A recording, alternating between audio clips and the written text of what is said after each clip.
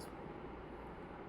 तो आज का जो श्रीमद् भागवत का प्रसंग है, आप सब अध्ययन कर ही रहे हैं जी, और मुझे भी अध्ययन करवा रहे हैं, ये बहुत अच्छी बात है। तो हे विदुर, वह महाबली हिरण्याक्ष अनेक वर्षों तक समुद्र में घूमता हुआ, आश्चर्य की बात है कि अनेक वर्षों तक समुद्र में कैसे घूम रहा है वो, शक्तियाँ हैं उसके पास। वायु से दोलायमान उत्ताल तरंगों पर अपने लोही गदा से बारंबार प्रहार करता हुआ वरुण की राजधानी विभावरी में जा पहुँचा। श्रील प्रभुपाद तात्पर्य लिखते हैं, वरुण को जल का प्रमुख देवता माना जाता है और विभावरी नाम से विख्यात उसकी राजधानी उसके जल साम्राज्य के अंदर है। तो इतना छोटा सा इसका तात्पर्य है। तो यहाँ पर एक बात तो समझ में आ रही है कि ये जो हिरण्याक्ष है बहुत ही शक्तिशाली है ना।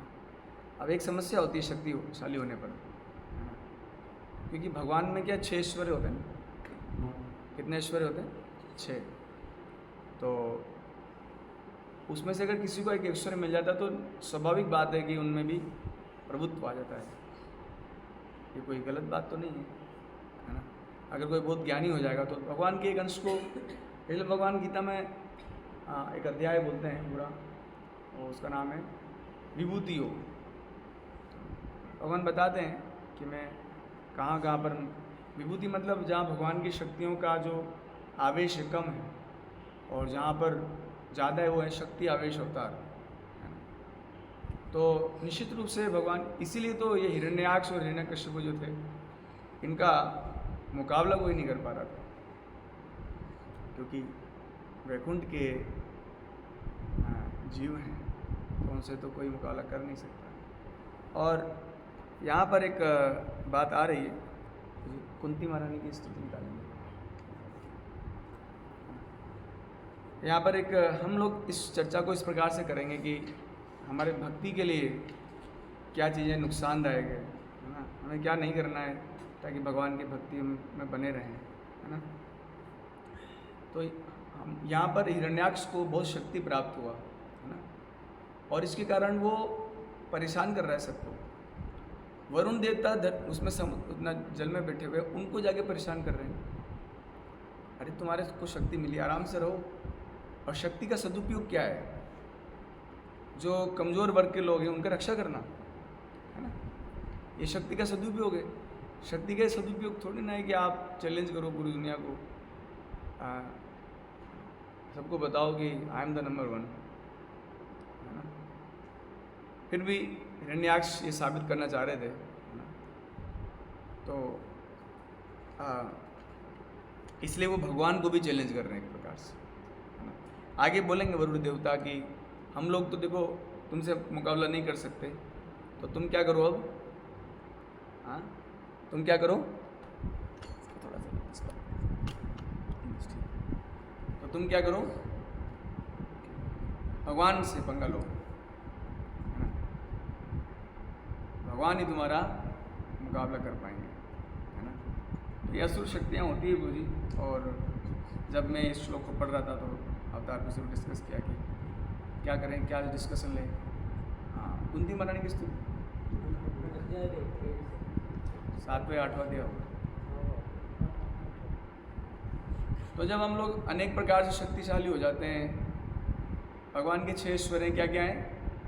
बल, ज्ञान, सुंदरता, वैराग्य, बुद्धि, इन्हें ज्ञान में आ गया, प्रसिद्धि, और एक और सौंदर्य हो गया। ज्ञान, बल, वैराग्य, सुंदरता, ये प्रसिद्धि है। कुछ क्या? वैराग्य हो गया, बुद्धि तो उसमें ज्ञान में ऐश्वर्य। तो 6 प्रकार के भगवान के होते हैं, है ना। तो जब किसी जीव को इस जगत में 6 ऐश्वर्य मिलते हैं तो फिर उनको मन करता है कि कहीं ना कहीं भगवान से, इसलिए माता कुंती निकाला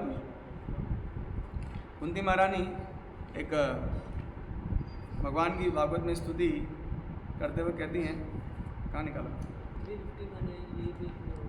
हाँ, ये रहा, यस। महारानी कुंती की प्रार्थना है। सबसे ज़्यादा धनी है ना? एक है धनी, यस। वो कह रहे हैं कि हाँ, यस, देखिए ये कह रहे हैं कि भक्ति में क्या बाधाएं हैं। कह रहे हैं कि जन्मेश्वरे श्रुत शिवी हेदमान मदपुमान नएव अर्हति अभिधातुम वे त्वाम अकिंचन गोचरम।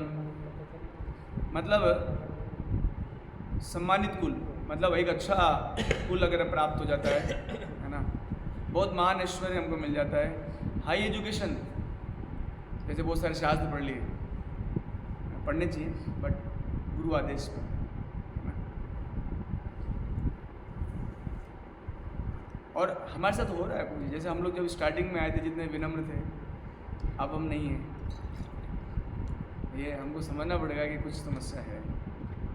और शारीरिक सौंदर्य, है ना, we are looking good, beautiful, ये सब चीज़ें हमारे अंदर अहंकार का बुद्धि करता है। और इसके कारण क्या होता है कि हम कई बार डिवोटीज से जो है अच्छे से डीलिंग्स नहीं कर पाते, है ना। हाँ, किसी को ज़्यादा श्लोक याद है या कोई अधिक शक्ति जिनको मिली तो ज़्यादा सेवा हो जाता है ना। और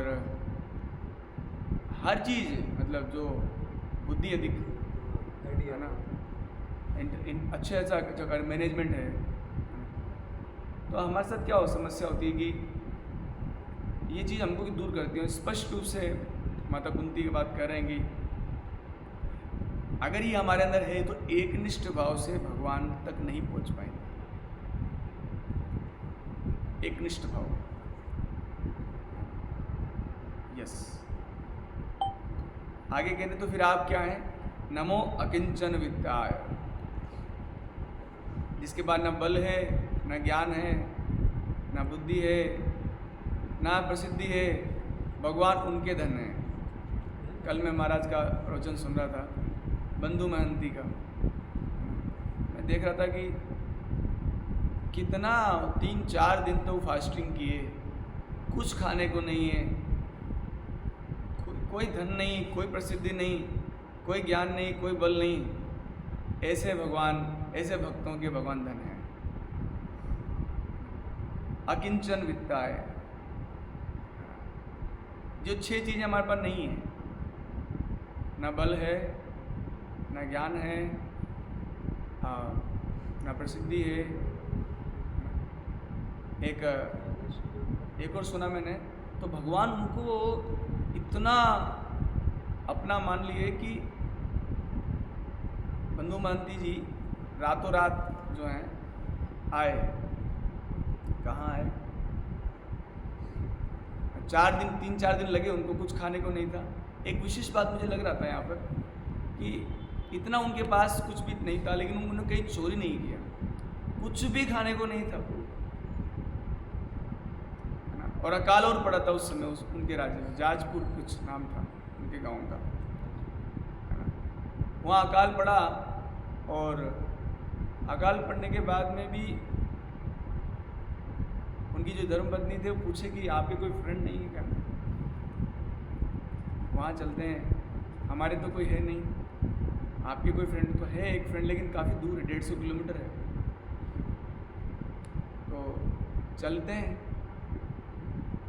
कुछ खाने को नहीं है, कुछ पहनने को नहीं है ना। लेकिन ऐसा नहीं किसी पर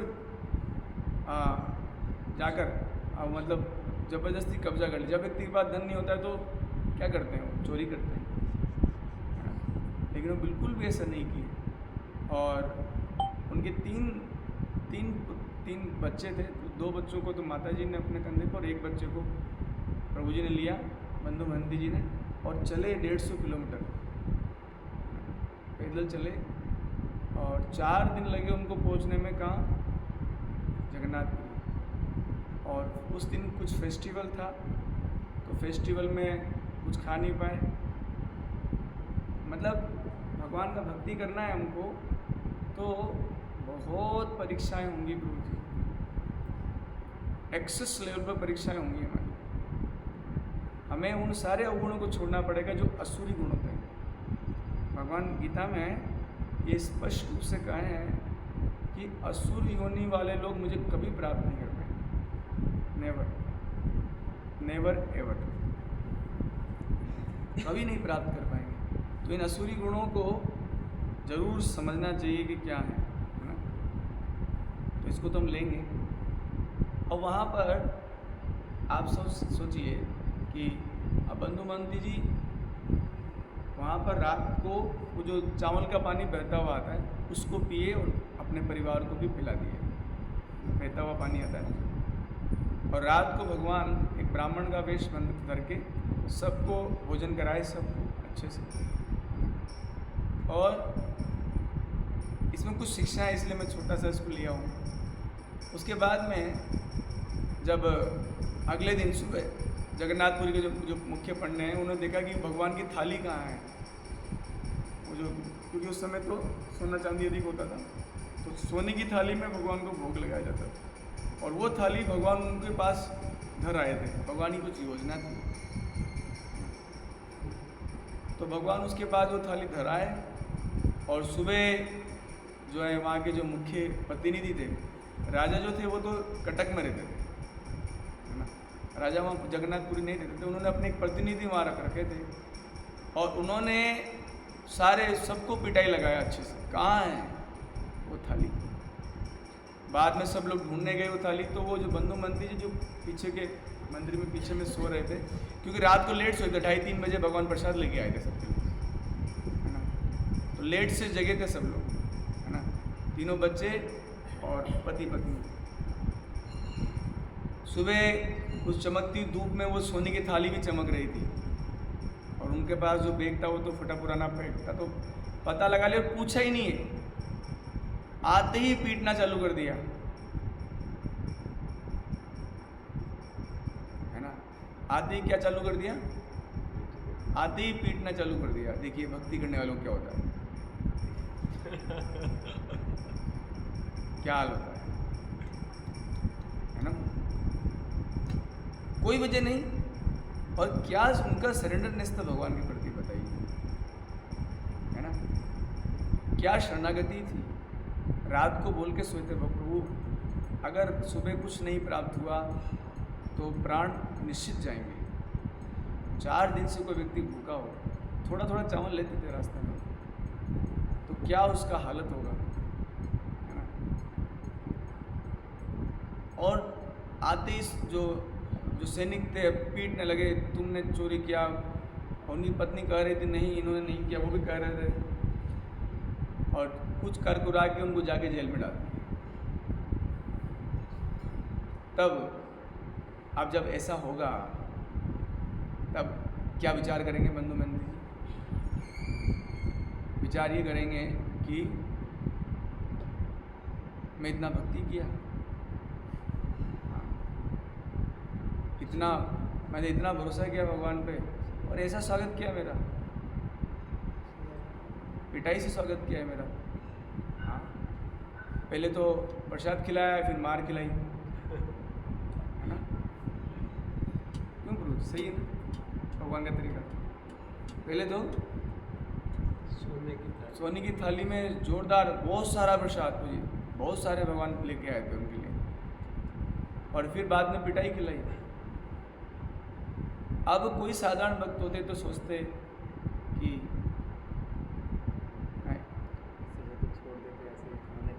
हाँ, भगवान पे से पूरा विश्वास उठ जाता, अविश्वास हो जाता, है ना।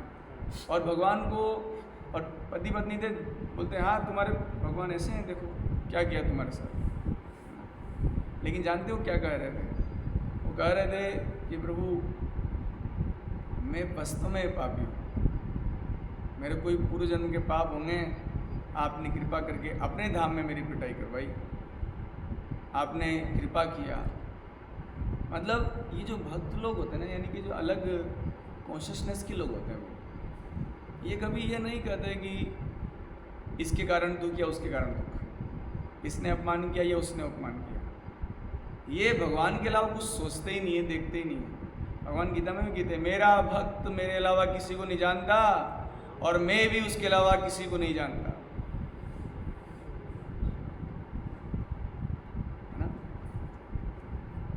समोम सर्वभूतेषु नामेदेषु स्थिरप्रिय ये भजन्ति तु मां भक्त्या मयि ते शुचाप्ययम्। मैं उसका हूँ और वो मेरा है, मैं उसके अलावा किसी को नहीं जानता और वो मेरे अलावा किसी को नहीं जानता, है ना। हाँ। और भगवान तो कहते हैं मैं तो भक्त के अधीन हूँ, है ना। हम भक्त पराधीन हूँ। तो हमें अपनी चेतना को डेवलप करना पड़ेगा। जब हम भगवान के अलावा कुछ ना सोचें, भगवान तो कहे ना गीता में, मेरा जो भक्त होता है वो कैसा होता है, अद्विष्ट सर्वभूताना मैत्र करुणे बचा सम सुख शमी, सुख दुख में समान होता है, क्योंकि सुख में भी भगवान को देखता है, दुख में भी भगवान को ही देखता है। वो तो देख रहे भगवान अच्छा किया, मेरे कई जन्मों के पाप आपने अपने ही धाम में जाके मैंने ख़त्म करवा दिए। ये बोलना बहुत आसान है, सुनना और आसान है, पर जीवन में परिस्थितियाँ जब बनती हैं तब ऐसा हो नहीं पाता। कितनी छोटी बातों के लिए हम जो है भगवान से मन हटा लेते हैं और इधर उधर की बातें चालू करते हैं, है नहीं? कितना आसानी से करते हैं, है ना। जब भगवान ने ये स्वभाव देखा कि मेरा जो भक्त है ये बंधु महंती, ये किसी को दोष नहीं दे रहा है, सिपाहियों को दोष नहीं दे रहा है, मंत्री को दोष नहीं दे रहा है और मुझे भी दोष नहीं दे रहा है। ये दोष ही किसी को नहीं दे रहा है। किसको दोष दे रहा है? ये स्वयं, कि मैं ही पापी हूँ, मैं ही दुष्ट हूँ, मेरे कारण सब चल रहा है, मुझे ही अपमानित किया जाना चाहिए, प्रताड़ित किया जाना चाहिए। तब भगवान से सहन नहीं हुआ, भगवान जी उस सो नहीं पाए। भगवान जगन्नाथ जी गरुड़ जी को बुलाए, चलो अभी कटक चलो, ओवरनाइट नॉन स्टॉप फ्लाइट, अभी चलो।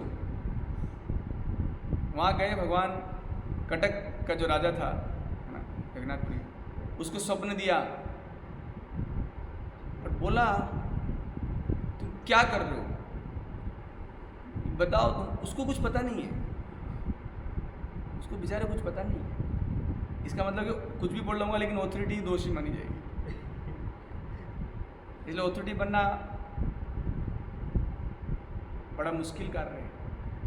कई बोलते हैं ऑथोरिटी तो अपने मन की चला रहे हैं, भैया चला सकते हैं क्योंकि बहुत कुछ परेशानी झेलते हैं। अब उस राजा को कुछ नहीं पता है, प्रताप तो नहीं, राजा उस समय के जो राजा थे, है ना, लेकिन जाके भगवान उसको धमका रहे, अरे खड़ा हो, बताओ थाली तेरी किसकी थाली है? मेरी खुद की थाली है, तेरे बाप की थाली थोड़ी। क्यों मेरे भक्त को तू पिटवाया? अब उसको पता ही नहीं मेरे भैया कौन भक्त है, कौन पिट गया, क्या हुआ, कुछ पता नहीं। वो तो वहाँ पर जो उनके रिप्रेजेंटेटिव थे, किसका प्रसाद था? मैं बाहर से तो लाया नहीं था, मेरी किचन में से मैं थाली लाया था, तू फिर भी उसको पिटा है। अभी के अभी जाओ, सुबह होने से पहले, है ना, अपने हाथ से उसकी आरी से उसको उसके जो पैरों में भी बांध दिया था, उसको हाथों में भी बांधा था, उसको हाथ करो, उसको नहलाओ, उसको स्नान कराओ पवित्र से, तीर्थ स्नान से, और उसको पालकी में लेके जाओ, मेरे मंदिर में लाओ। और सुबह तक ये नहीं हुआ,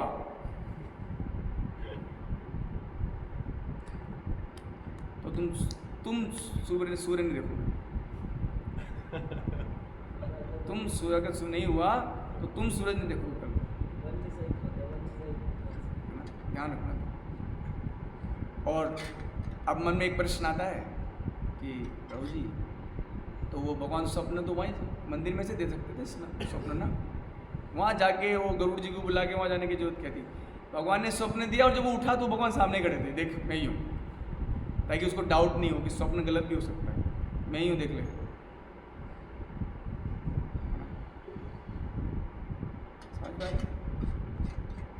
और भगवान ने उनको बोला कि 3 पीढ़ियों तक का उनका वो करके आना पेंशन, उनका बेटा, उनके लिए अलग से फ्लैट देना, उनको वहीं रखना और उनका फुल अरेंजमेंट सब कुछ 3 पीढ़ी तक।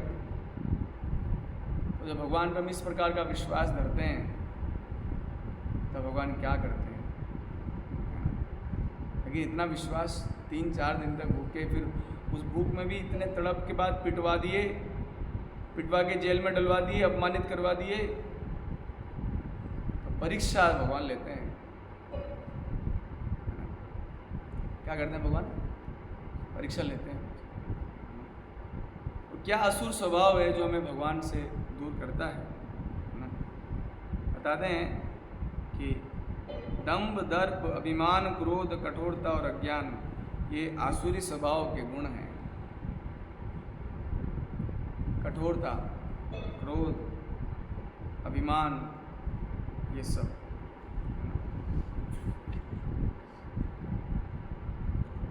तो अभिमान किसका हो सकता है? अपनी योग्यताओं का, है ना? किसका अभिमान हो सकता है? हमारे पास जो योग्यताएं हैं उनका अभिमान हो सकता है। जन्म ऐश्वर्य शोध। हाँ जन्म ऐश्वर्य हाँ, जन्म ऐश्वर्य श्रोता से। तो अभिमान होना आसुरी स्वभाव है। और भगवान कहेंगे कि आसुरी स्वभाव वाला व्यक्ति मुझे नहीं प्राप्त कर सकता। कठोरता, कठोर होना किस चीज़ के लिए चाहिए? स्वयं के लिए। हम किसके प्रति होते हैं? दूसरों के प्रति। स्वयं के लिए कठोर होना चाहिए, है नहीं? और हम ऐसा करके अपने अंदर आसुरी स्वभाव बढ़ा रहे हैं।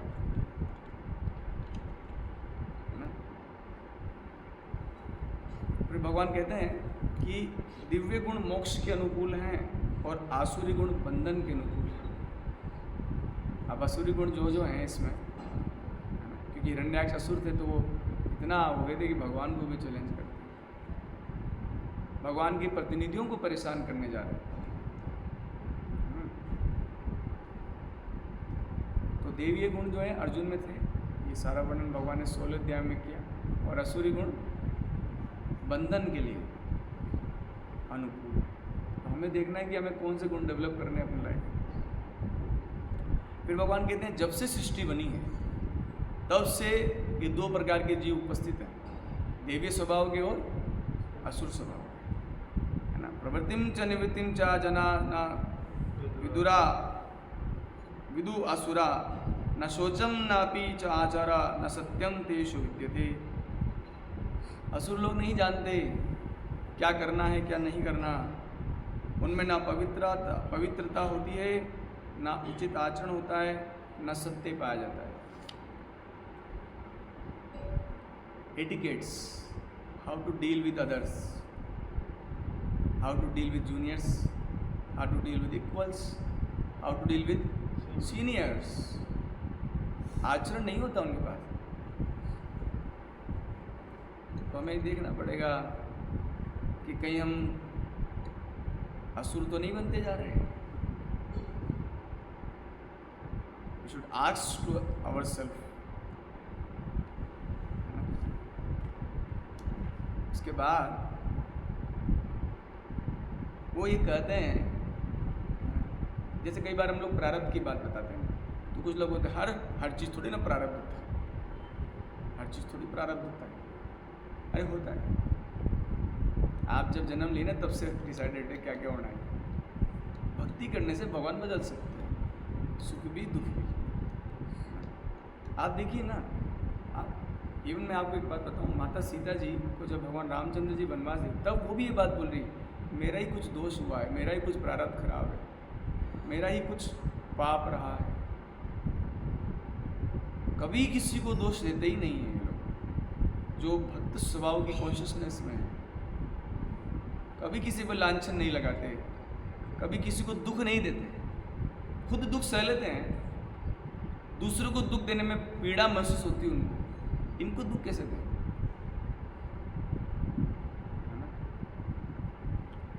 तो जगत मिथ्या, इसका कोई भगवान होगा नहीं होता इधर।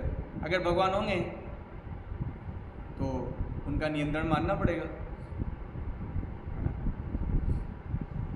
मानना पड़ेगा। भगवान है अगर और भगवान नहीं है, तो भगवान नहीं है इसका मतलब बहुत सारी चीज़ों में भगवान को डीप बात है। भगवान नहीं है मतलब भगवान के द्वारा निर्धारित है आपके सुख दुख।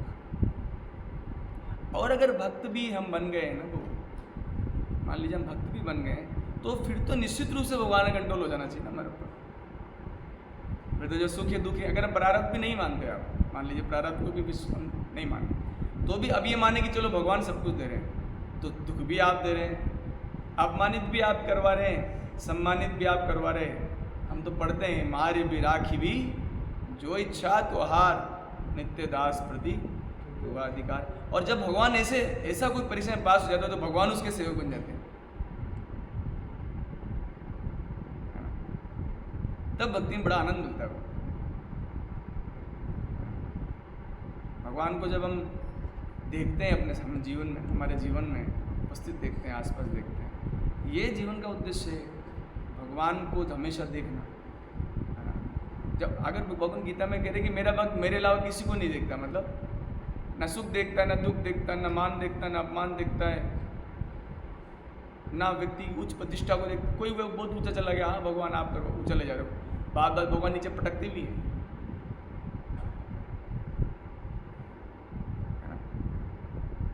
वैष्णव महाराज देखिए आप, हमेशा मैं कई बार ऐसी क्रिटिकल चीज पूछता हूँ, महाराज इसमें अरे भगवान है, बांग्लादेश में क्या हुआ, भगवान है।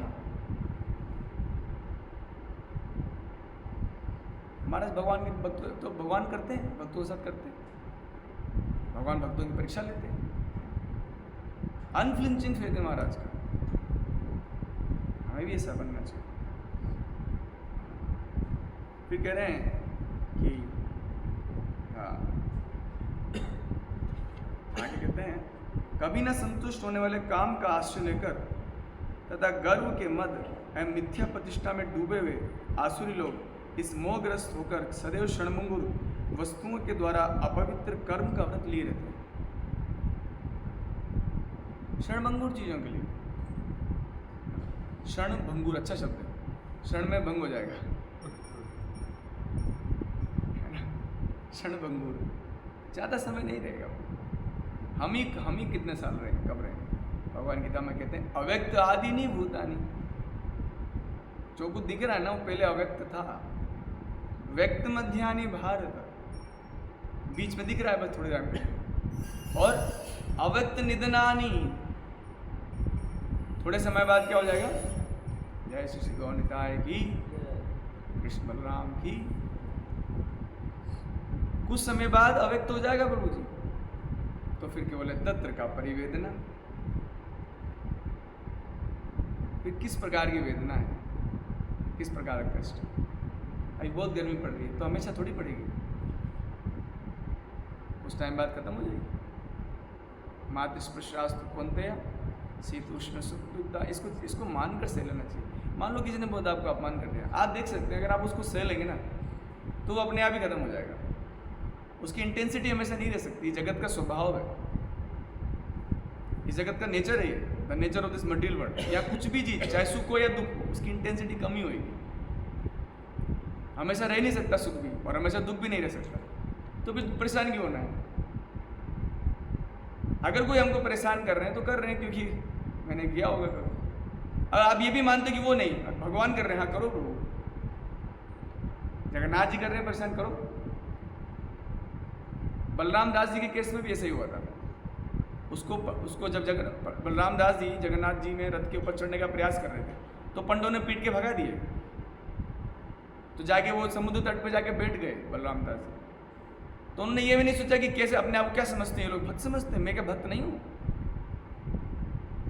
ऐसा नहीं बात की है, वो बात की आप क्या कर रहे थे बताओ। जगन्नाथ जी बोले जब मैं पिट रहा था तुम क्या कर रहे थे, तुम कुछ क्यों नहीं बोले। सीधा भगवान झगड़ा किए, किसी झगड़ा नहीं किए, भगवान से बात किए। आप भगवान से बात किए तो फिर भगवान, ये शिक्षाएं हैं मुझे भक्तों के चरित्र में, बहुत भारी शिक्षाएं। झगड़ा करना है किसी से मत करो, इनसे करो। तुम क्या कर रहे थे, आज मेरे को हमारे ऑथोरिटी ने डांट दिया, आप क्यों कर रहे हो, उनको बोलो ना कम डांटे मेरे को। ये गर्म पानी दे रहे हो ऊपर से आप, थोड़ा बरसात कराओ ना, कुछ उनसे बात करो। वो तो भगवान कितना बोलते हैं, कितना मत चित्ता मत गत प्राणा बोधयंता परस्परम। अरे मुझ में प्राण दो, मुझ में चित्त लगाओ। मन से भी सूक्ष्म होता है चित्त। भगवान चित्त की बात कर रहे हैं, चित्त लगाओ मुझ में, मेरे बन जाओ। अब जैसे अब लगता नहीं है मन, तो भगवान गीता में कहते हैं ना, अभ्यास योग युक्त है ना चेतसा अन्यगामिना, इसका अभ्यास करो। हम इसलिए तो आए हैं, ट्रेनिंग। मतलब मैं महाराज से पूछा एक बार, महाराज मेरी ट्रेनिंग खत्म हो गई, मैं येलो में था, जब येलो ड्रेस पहनता था, तो महाराज बहुत अच्छा उत्तर दिए। महाराज बोले ट्रेनिंग तो देखो जिंदगी पर चलती है। उस समय मुझे बात समझ में नहीं आती, बट अब समझ में आती है कि ट्रेनिंग तो, और वो ट्रेनिंग जब आपको देखने वाला कोई नहीं है उस समय, अब आपको अपना ध्यान खुद रखना है। जो आदेश आपको प्राप्त हुए उन सबको ध्यान रखते हो। तो झगड़ा करना है तो किससे करना है? भगवान से, है ना। बीमार हो गए तो क्या हुआ, मैं परलोक में हूँ बहुत ज़्यादा, मेरी सुनो पहले, है ना। आप देख सकते हैं, हर भक्त के जीवन में देख सकते हैं आप, उन्हें कभी क्योंकि अगर आप बोल दिए तो भगवान को बोलने का मौका नहीं मिलेगा। जैसे मान लीजिए हम अगर बंधु महंती जी के केस में देख लेते, अगर वो बोलते नहीं नहीं नहीं, है ना, ये सब परेशान करते हैं, ये करते हैं, मैं इस कोर्ट केस करेंगे, ये करेंगे, वो करेंगे। एक ऐसे ही मुझे याद आ रहा है, ये कल सदन कसाई ना, उनका नाम था सदन कसाई, उनका मैं सुन रहा था कथा। तो उनके क्या हुआ कि वो उन पर एक आरोप लगा, मुझे एक माता जी ने आरोप लगाया। वो उनको देखकर, सदन कसाई बड़े स्मार्ट थे, तो वो माता जी मोहित हो गई उनको देखकर। तो उन्होंने कुछ इशारा किया, सदन कसाई जी जब मतलब भगवान को पाने के लिए जगन्नाथपुरी के लिए निकल चुके थे, है ना, दर्शन करना, क्योंकि वो जो शालिग्राम जी थे जिससे वो तोलते थे, उन्होंने बाद में बंद कर दिया था वो भगवान की कृपा से। और वो भगवान इतना मेरे पे कृपालु, मैं इतना नीच पापी हूँ, है ना, और भगवान मुझ पर इतने दया किए हैं, तो वो जगन्नाथपुरी के दर्शन के लिए निकल गए। रास्ते में जा रहे थे तो वो कहीं विश्राम किए, तो एक गृहिणी उनको देखकर मोहित हो गए, बहुत सुंदर थे, भक्त होते ही, तो उनको देखकर मोहित हो गए। और वो उन्होंने कहा कि अब आप हमसे विवाह कीजिए। तो उन्होंने कुछ जवाब नहीं दिया, उन्होंने कुछ ऐसे इशारा किया कि नहीं नहीं नहीं, ऐसा नहीं, कुछ किया होगा। तो उन्होंने ये समझा कि क्या समझा उन्होंने उल्टा समझा। उन्होंने ये समझा, माता जी ने, जो गृहिणी थी, कि पहले अपने पति को मार के आओ, फिर तुम्हें शादी करूँगा। तो जाके वो इतना काम में पागल हो गए थे माता जी कि वो जाके अपने पति को मार दिए, और बोले अब मैंने अपने पति को मार दिया, अब मुझसे विवाह करो। उसने क्या, मैं तो कुछ बोला ही नहीं था, तुम पति को मार डाले। कुछ नहीं, अगर तुम नहीं किया तो पूरे गांव को बुलाऊंगा और तुम्हारी इतनी पिटाई होगी, देख लेना। आप देखिए यहाँ पर भक्त की परीक्षा, क्या करें, पिटने से बचें। हमारे कुछ भक्त लोग कहते हैं मुझे भगवान पे भरोसा, देखो आप क्या भरोसा है। पीटेंगे तो भगवान पीटेंगे ना, कितना पीटेंगे। अगर भगवान पीटना चाहते हैं तो पीट लेना चाहिए, है ना। तब उन्होंने बिल्कुल स्वीकार नहीं किया उन माता जी का प्रपोजल, नहीं, जो होगा जगन्नाथ जी देखेंगे, कृष्ण देखेंगे। और फिर उन्होंने बुला लिया, लोगों को हंगामा करवा दिया, बोले हाँ साबित हो गया, कंफर्म साबित हो गया ये बात कि यस, इसने इसके पति को मार डाला सदन कसाई में। जाके राजा ने पूछा कि तुमने कुछ किया है? अब हम में मतलब मैं होता तो बोलता ही कि नहीं नहीं मैंने नहीं किया, ये तो यही थी, इसने सब किया, ये सब ढोंगी है, ये सब अपवित्र है, इसने मुझे प्रपोजल दिया था। मैं होता तो सच में यही करता, मेरी स्थिति तो यही है। लेकिन वो गए, उनका जो उन्होंने कहा, जो आप निर्णय ले वो लीजिए। क्या आश्चर्य की सीमा है। वो ये भी नहीं सोचे कि मैं तो जगन्नाथपुर जा रहा हूँ, अगर ये मुझे जेल में डाल दिया तो मैं कैसे जाऊँगा।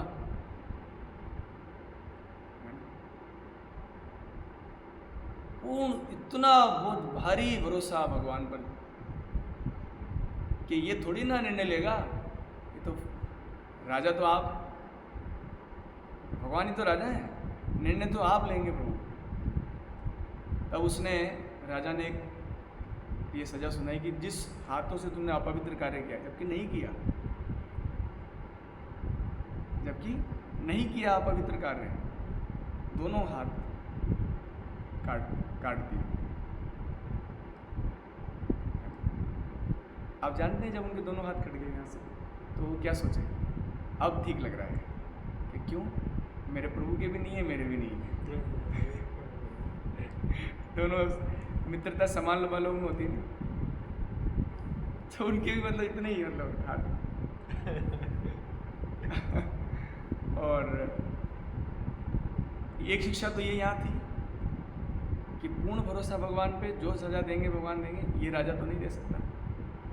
दूसरी शिक्षा क्या है कि जब जगन्नाथपुरी पहुंच गए, है ना, तब क्या हुआ, तब भगवान डोलने लग गए अपने सिंहासन पे। तो उनके पुजारी बोले, प्रभु आप इतना क्यों हुआ, मेरा भक्त आया, मैं तो ऐसे हिलने डोलने लग गया, मेरा भक्त आया। तो ठीक है प्रभु, हम उनको पालकी में लेके आते हैं। तो जाके वो पूछे नहीं पुजारी, तो क्योंकि भक्त आया उनको भी दर्शन करना था, सीधा गए पालकी लेकर वो जो कौन, प्रभु ने भेजा है, कोई भक्त आया है। अब जब ये अनाउंसमेंट होगा तो क्या होगा, हाँ मैं ही भक्त हूँ, हाँ मैं ही हूँ। तो सारे लोग घेर लिए और धक्का मुक्की करने लगे, अरे मुझे बिठाओ पालकी में, मेरे लिए भगवान बोले हैं, मुझे बिठाओ पालकी में, मुझे बिठाओ। तो बड़ी मुश्किल से धक्का मुक्की में बड़ी मुश्किल से पुजारी जी आए, प्रभु ये क्या है, आपका कौन भक्त है, लक्षण तो बताइए, आपके भक्त का लक्षण तो बताइए प्रभु। बोले वो मेरे जैसे दिखता है। वो कैसे दिखता है, मेरे जैसे दिखता है। ओ तब वो जब वो समझ गए, तो जब पुजारी वापस गए पालकी लेकर, तो पुजारी दिखता है मतलब ऐसा, इसके हाथ नहीं थे। यहाँ पर भी हमारे इसमें भी एक ऐसे माता जी है, आगे जब जाते हैं ना, उनके भी हाथ ऐसे ही हैं, दो हाथ, दो हैं कि एक हाथ में समस्या, छोटा कट गया हाथ। तब बोले तुमको बुलाया, चलो तुम ही हो। ओ बोले मैं भक्त। अच्छा, जब वो बुलाए थे ना भक्त लोग को, तो वो तो इतना खुश हो गए थे फर्स्ट नंबर पे जब आए थे सारे पालकी लेकर कि वाह वाह भगवान के कोई भक्त होंगे, उनके मैं दर्शन करूंगा। वो सोचे ही नहीं कि मैं भक्त हूँ, कि पहले तो मैं उस भक्त का मैं चरण स्पर्श करूंगा और उसके साथ भी जगन्नाथ जी के पास जाऊंगा। और दूसरी बार जब आए तो वो तो रो के पागल से हो गए, मैं भक्त कहाँ से भक्त हूँ, कैसे भक्त हूँ। और रोने लगे, मुझको पालकी मत बिठाना आप, मैं आपके साथ चलता हूँ। क्या भक्त होता है, भक्त मैं कैसे भक्त मान सकता हूँ अपने आप को। जानते हैं ये सब ऐसे क्यों करते हैं, इतना अवगुणों को हम लोग चर्चा करते हैं हृदय में स्वयं के, कि वो भक्त मान ही नहीं पाता है। अगर हम देखें ना, हमारे अवगुण तो बहुत ज़्यादा हैं, हम सब भूल गए, है ना। भक्तिविनोद ठाकुर जी लिखते हैं भजन, हमारा जीवन सदा पापे रत, नाही का पुण्य रलेश, पर उद्वेग दिया छिकत। मेरा कार्य क्या है, दूसरों को उद्वेगित करना, दूसरों को कैसे परेशान, मेरा कार्य है भी सही, आप देख सकते हो। मैं तो करता ही हूँ, वैसे अपने पर्सनली बोलूँ, बहुत ज़्यादा परेशान करता हूँ बच्चों, जो कुछ कहेंगे बिल्कुल नहीं करता। परेरा उद्वेग दिया जीवे कलेश। महाराज बताते हैं उद्वेग और क्लेश में एक शारीरिक कष्ट होता है और एक मानसिक कष्ट होता है। कौन सा होता है, उद्वेग में क्या होता है, शारीरिक, मानसिक, और क्लेश मतलब शारीरिक, है ना। ये दोनों ही कष्ट में देता हूँ दिन भर। तो जब हम लोग इतने अपने अवगुणों को अंदर ही अंदर मनन कर लेंगे, तो दूसरों का दोष देखने का टाइम नहीं मिलेगा। तब स्वयं को पतित मानेंगे, तब फिर जगन्नाथ जी पतित पावन होते हैं, चैतन्य महाप्रभु पतित पावन होते हैं, है या नहीं।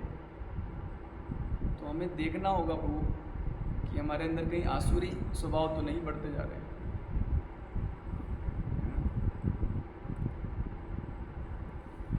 आगे देखो क्या कहते हैं, स्पष्ट कह रहे हैं भगवान, अपने को श्रेष्ठ मानने वाले, मतलब हम सब, मतलब मैं स्पष्ट रूप से मैं श्रेष्ठ मानता हूँ, देखो तभी तो ऊपर बैठा हूँ आपसे, है ना। सदैव घमंड करने वाले, मतलब सदैव मतलब 24 आवर घमंड रहता है। ऐसा नहीं कि कभी कभी कभी वैसे दिन में 1-2 घंटे नहीं रहता हो, हमेशा रहता है कि मैं सीनियर डिवोटी हूँ। अभी देखा, हमें अपने सद्गुणों पर अहंकार होता है, पता है आपको, मैं अच्छा भक्त हूँ। ऐसा सोच के तो प्रभु तो नहीं मिलेंगे, कुछ और मिल जाएगा, मान प्रतिष्ठा मिल जाएगी शायद, प्रभु तो नहीं मिलेंगे। हाँ, अपने को श्रेष्ठ मानने वाले मानते कि नहीं, कहीं ना कहीं जो हमारी क्वालिटी है उसमें हम श्रेष्ठ मानते हैं और इसलिए दूसरों का सम्मान नहीं करते। सदैव घमंड करने वाले, संपत्ति मिथ्या प्रतिष्ठा से मोहग्रस्त लोग, किसी भी देवी विधान का पालन न करते हुए कभी कभी नाम मात्र के लिए यज्ञ वगैरह करते हैं। मिथ्या अहंकार, बल, दर्प, काम, क्रोध से मोहित होकर आसुरी व्यक्ति अपने शरीर और अन्यों के शरीर में स्थित भगवान से ईर्ष्या और वास्तविक धर्म की निंदा करने लगते हैं।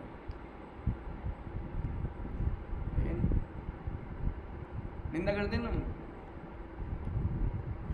करते कि नहीं,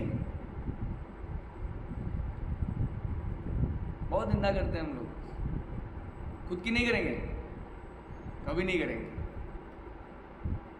इसलिए भक्तिविनोद ठाकुर जी भजन लिखे तो उसको सुनो, समझ में आएगा। कोई अगर ये भी सोच ले कि मैं बहुत पवित्र हूँ इस जीवन में, तो पिछला जीवन कितने फाइल हैं, जिन हमारे कितने लाइफ है, क्या क्या कुकर्म किए हैं हम लोगों ने, हम कैसे पवित्र हो गए बताओ। अरे ये तो भक्त लोगों ने दया कर दी, हमको रख लिया, हम कौन सा नरक में जाके गिरते पता नहीं है। बोला है भगवान ने इसमें कि जाके नरक में ही गिरते हैं। देखो क्या कह रहे हैं, जो लोग ईर्ष्यालु, क्रूर हैं, नराधम हैं, उन्हें मैं निरंतर आसुरी योनियों में डालता रहता हूँ और बार बार असुरी योनि में जन्म लेंगे और करते हुए अंत में अधम गति को प्राप्त करते हैं और निश्चित रूप से नरक को पहुंच जाते हैं।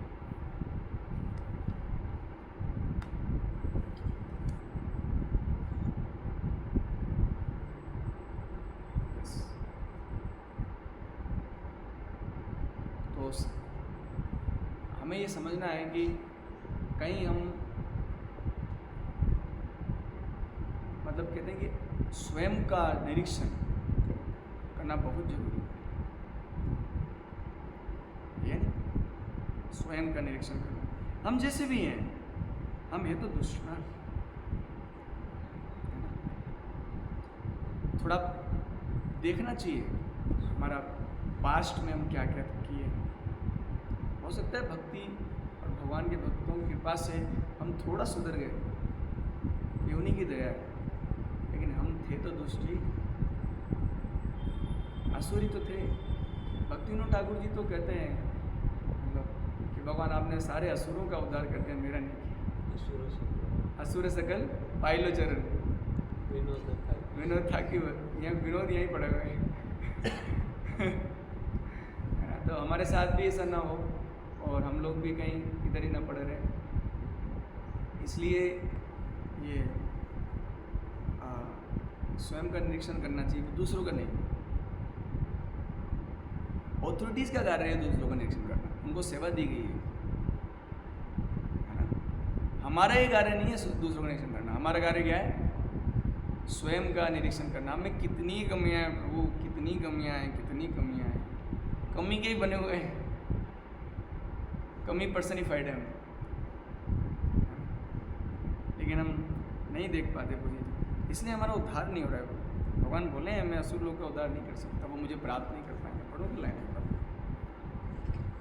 हे कुंती पुत्र, ऐसे असुरी योनि में बारंबार जन्म ग्रंथते हुए कभी भी मुझ तक नहीं पहुंच पाते। आसुरीम योनि में अपन्ना मूढ़ा जन्मनी जन्मनी माम अप्राप्य, मुझे प्राप्त नहीं कर पाएंगे। माम अप्राप्य एव, निश्चित रूप से मुझे प्राप्त नहीं कर सकते। तथा यान्ति अधम गतिम, और अधम गतियों को प्राप्त करेंगे।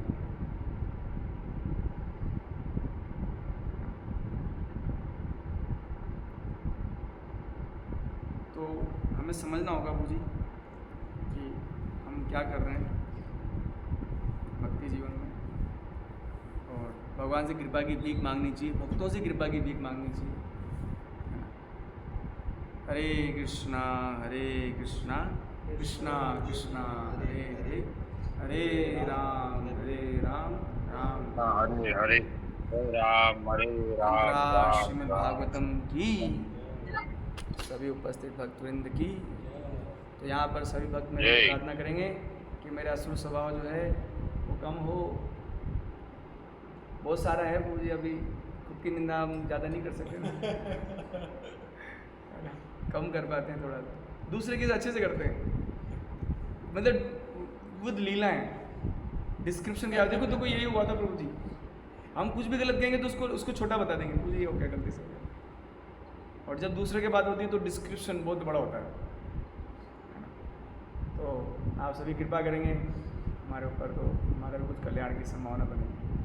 जगत गुरु श्रील प्रभुपाद की, सभी उपस्थित भक्तवृंद की, ताई गो प्रेमानंदे। हरि हरि बोल।